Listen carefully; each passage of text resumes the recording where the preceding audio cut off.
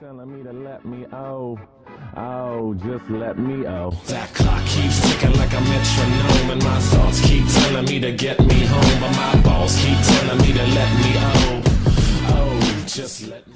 I think it's safe to say that this watch has been quite a forerunner on this channel. I featured it in a 3-part video review where I looked at it from an initial impressions point of view, a designer's perspective, and then broke down my overall thoughts, and that was a few months ago. I then compared it to the Bagel Sport Nautilus in a versus video, and it came to my attention the other day that I've owned this watch for 12 months, and it's now time to do a follow-up review, closing on what I think is so good about it and how it's been wearing over the last few months. So let's get into some of the details. I want this video to be a bit of a conversation. I can aim all my points at you who are interested in buying one of these, but at the same time, if you do own one of them, I can give you a year's worth of wearing experience in this discussion. So let's break it down. The one thing that I've always mentioned about this watch in all of my videos that I've featured it in is its build quality. It is a cut above anything in its price bracket. When I look at the Bagel Sport Nautilus, which falls into its price range, this thing wipes the floor with it. I mean, in every respect. But then at the same time, you look at watches that are 4 times the price of this, it's a huge contender. It still kills them, in my opinion. We look at the bracelet quality, and I'll show you something that's quite interesting about this bracelet compared to the real Audemars Piguet. But if we look at the bracelet, how well it's been finished, the brushing, because it's a flat surface, brushing appears in regular intervals throughout, which makes it a very interesting thing to look at. As I'm sure you know, this is the standout feature of this watch. The clasp is a milled clasp. Every little piece of detail has been used properly. Closes excellently still a year later. Still opens flawlessly. There haven't been any hiccups with regards to the watch. The case, the fact that the sides of the case are fully brushed means that this watch doesn't really show scratches, which is great. I mean, I think the only place where I have scratches are on the underside here. And because it's a brushed case, it manages to hide a lot of the scratches. I actually managed to ding the side of the bezel on the top left, and you can't even see it in this light. It is superb. A fully brushed case is a really good way to go because it hides all the little accidents and hairline scratches. So this thing has finishing and build quality above the rest. And before I carry on, I thought I would show you this. If I bring this in really close and we see just how the end links are connected to, or should I say the links are connected to each other. This is one area that I found interesting, is that the cuts for these little links to connect, you can see that some of them aren't very accurately done.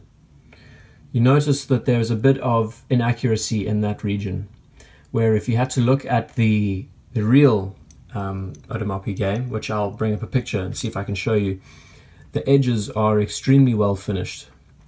So of all the places when it comes to build quality and finish, this is where it was skimped the most. And I don't know if that was just time saving. I'm pretty sure it was, because the process of having to then get rid of these burrs would require you to take a tool inside and actually sand away those little bits and pieces. So that's a small little idiosyncrasy. But on the whole, like I've said, case finishing, build quality is insane. Talking about wearability, and I think that's one of the biggest gripes I have with this watch. When I talk about how it fits on the wrist and how it is appropriate for everyday wear, it is difficult to substantiate that claim. My wrist is 7 inches in diameter, and this watch is 41 millimeters in diameter. So what I can say is that 41 millimeters in a watch like this wears like 43 because of the way the case is designed. The case is extremely broad and flattens out on the wrist, which is a bit of a problem. And I think it's the biggest falling point on this watch, is the fact that it is so big. I think 39 millimeters might be a much better alternative because it would wear then like a 41 millimeter watch. And if I just bring the Ocean Rover next to it, you can see there's such a stark difference between these two. This watch is 40 millimeters in diameter. This is sitting at 41 and it looks like it is gigantic, and it's all down to the lugs.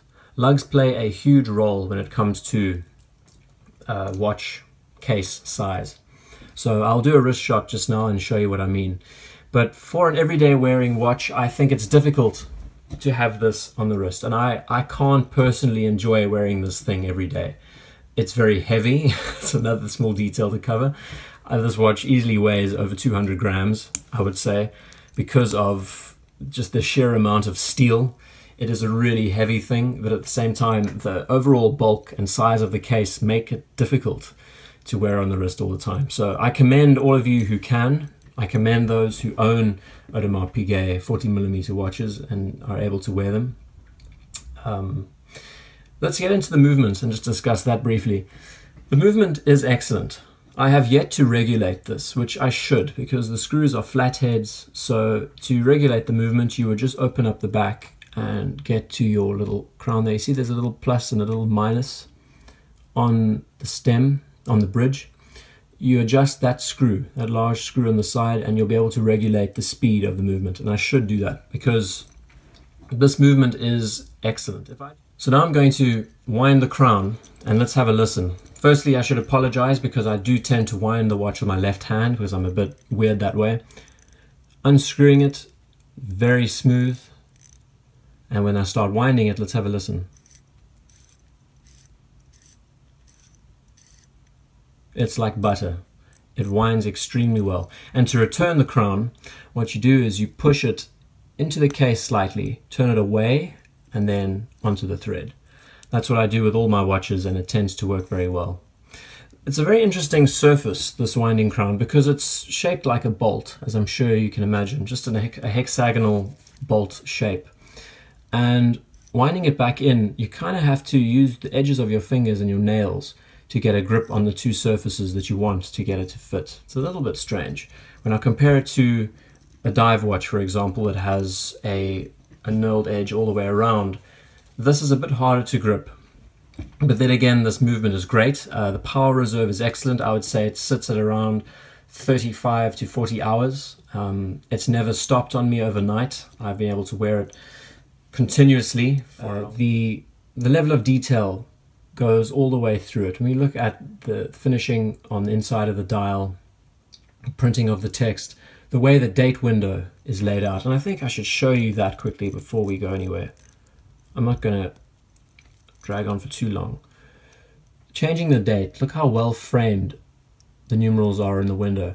That's a very important thing, and not a lot of micro brand watches for sure tend to have such well executed date windows. I mean, it's brilliant. So if I had to sum up wearing this watch after 12 months, I would say that the build quality is excellent. The movement has performed flawlessly. Overall, it is an excellent contender. And if you're still on the fence about buying one of these, I can tell you that you won't regret it when you do. And when I put it on the wrist, you feel like you're wearing something of a much higher quality than what you're paying for, which is a really good thing. As a value proposition, this watch can't really be beaten by anything else. And like I said earlier, 41mm looks large on the wrist, but it doesn't look oversized. Of course, it's difficult to frame it in the camera.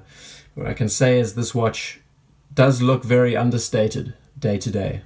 But for my personal tastes, I find it a bit heavy. I can find it a bit cumbersome at times. But what's interesting is that the bracelet itself fits more like a bangle instead of a bracelet. And it's something that you have to feel to really understand. But if you're still on the fence about buying one of these, just go for it. I wouldn't hold back another day. So thank you for joining me in this abbreviated clip. I hope you've taken something away from it. To all my new subscribers, welcome to the channel. I hope you will enjoy some of the content that will be coming out in the future.